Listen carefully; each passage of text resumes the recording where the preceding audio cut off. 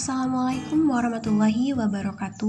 Perkenalkan, nama saya Lisa Erviana, NPM 21110300049, Prodi Manajemen Pendidikan Islam semester 1 dengan tugas mata kuliah fikih. Dosen pengapu Bapak Ahmad Saifullah MPD. Baik, di sini saya akan menyampaikan materi presentasi saya dengan judul waris. Menurut bahasa, kata waris berasal dari bahasa Arab miras. Bentuk jamaknya adalah mawaris, yang berarti harta peninggalan orang yang meninggal yang akan dibagikan kepada ahli warisnya. Kata waris menurut bahasa berarti berpindahnya sesuatu dari seseorang kepada orang lain atau dari sekelompok orang ke kelompok lain. Sedangkan menurut istilah fikih ialah berpindahnya hak milik dari orang yang meninggal kepada ahli warisnya yang masih hidup, baik berupa harta benda, tanah maupun suatu hak dari hak-hak syara.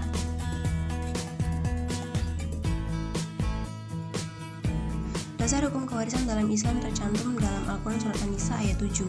Bagi orang laki-laki ada hak bagian dari harta peninggalan ibu bapak dan kerabatnya, dan bagi orang wanita ada hak bagian pula dari harta peninggalan ibu bapak dan kerabatnya, baik sedikit atau banyak menurut bagian yang telah ditetapkan.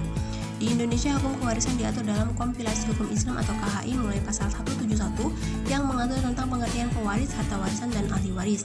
Aturan mengenai kewarisan juga bersumber pada UU Nomor 3 Tahun 2006 tentang perubahan UU Nomor 7 Tahun 1989 tentang peradilan agama.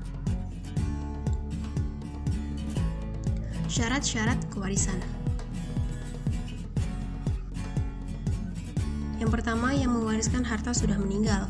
Kendati orang yang mewariskan hartanya sudah koma atau sakit keras berkepanjangan, namun jika belum benar-benar meninggal, maka hartanya tidak boleh diwariskan. Status meninggal ini juga bisa dinyatakan oleh hakim.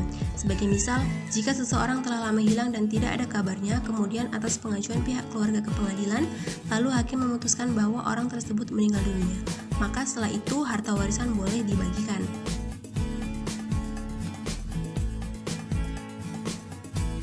Yang kedua, ahli waris masih hidup.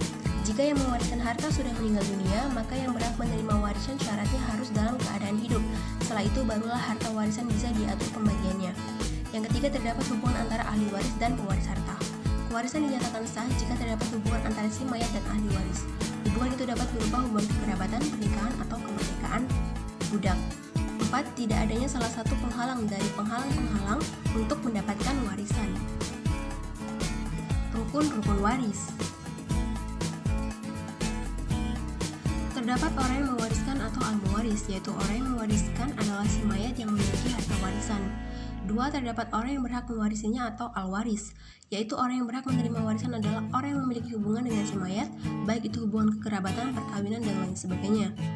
Terdapat harta warisan atau al-maurus. Rukun ketiga dari kewarisan adalah adanya harta yang diwariskan setelah kematian si mayat. Manfaat kewarisan. Intinya, ketentuan mengenai waris-mewaris harta ini bertujuan untuk menciptakan jalan keluar yang adil untuk semua ahli waris. Ketentuan kewarisan juga mencegah konflik dan pertikaian keluarga. Jika aturan tersebut ditetapkan dengan bijaksana, maka akan terhindar pertikaian antara anggota keluarga satu dengan anggota keluarga lainnya. Sekian materi yang dapat saya sampaikan. Apabila ada kekurangan, saya mohon maaf dan saya ucapkan terima kasih. Wassalamualaikum warahmatullahi wabarakatuh.